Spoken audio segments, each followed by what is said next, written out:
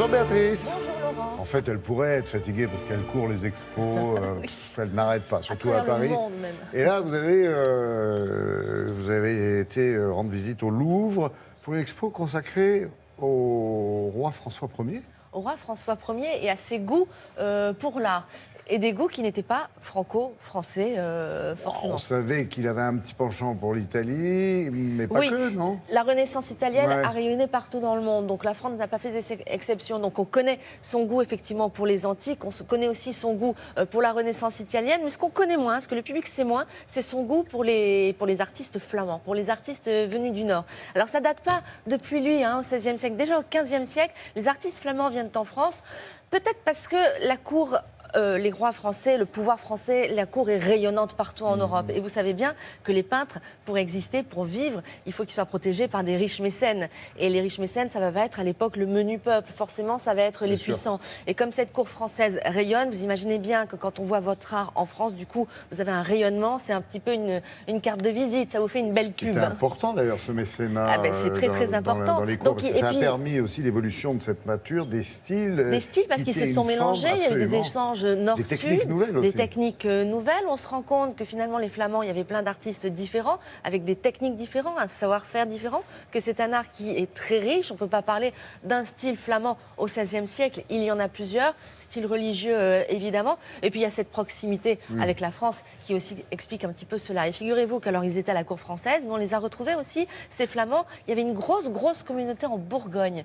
Donc la région, la Bourgogne, a pu bénéficier de cet art flamand qui était top niveau à l'époque. Donc c'est ça que veut montrer cette exposition au musée du Louvre. C'est pas vraiment une exposition consacrée à François Ier, c'est une exposition sous son règne, de voir ce qu'il se faisait de mieux. Regardez.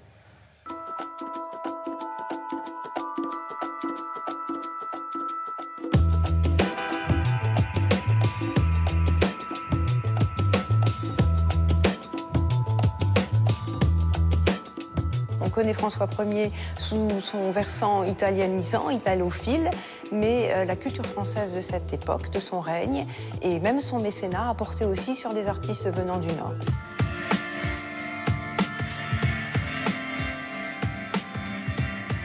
Pendant la première moitié du règne, on voit une forme d'influence du maniérisme anversois qui porte sur beaucoup de techniques, vitrail, enluminure, peinture de chevalet, un peu tapisserie aussi, bien sûr dessin, et qui est une mode élégante et extravagante, un peu fantaisiste. On voit que beaucoup des portraitistes du roi et des portraitistes actifs pendant son règne venaient des Pays-Bas. C'est le cas de Chloé, le plus connu d'entre tous, qui est actif à sa cour de 1516 à 1540. On a réuni dans l'exposition, pour ainsi dire, tous les tableaux connus de cet artiste. Donc c'est la première fois que c'est fait. Il y a un autre artiste portraitiste spécialisé dans le portrait qui est Corneille de Lyon, qui vient de La Haye, qui fait des tout petits portraits, très vifs, très nature. Une part importante de l'exposition est consacrée à de la peinture religieuse, tout simplement parce que c'était ce que les commanditaires souhaitaient. Pour leur chapelle, ils faisaient réaliser des vitraux par les peintres, ils faisaient réaliser des retables ou des éléments de retables, parce que souvent ils ont été démembrés, on n'a plus qu'un volet ou un panneau central. C'était aussi des livres d'heures, donc on présente des volumes enluminés, et puis bien sûr c'était aussi quelques tableaux de chevalet plus traditionnels. Mais la peinture religieuse occupait l'essentiel de l'activité des peintres.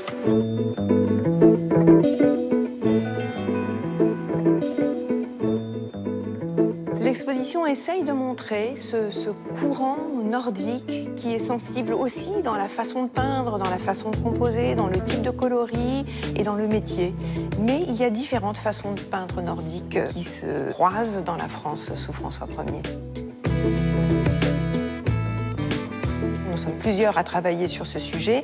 On présente le dossier tel qu'on le comprend aujourd'hui. Il est certain, et on espère d'ailleurs, que nous allons le comprendre mieux au fur et à mesure, que d'autres œuvres vont réapparaître et pouvoir rentrer dans ce panorama un peu particulier de l'art en France sous François Ier.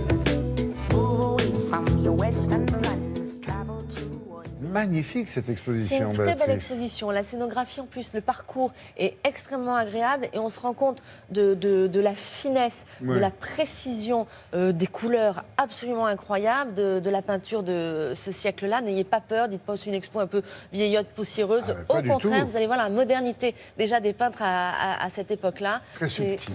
Très subtil et très en couleur. Il y a beaucoup de couleurs, c'est très coloré. C'est au musée du Louvre jusqu'au 15 janvier. Merci beaucoup, Merci. Béatrice.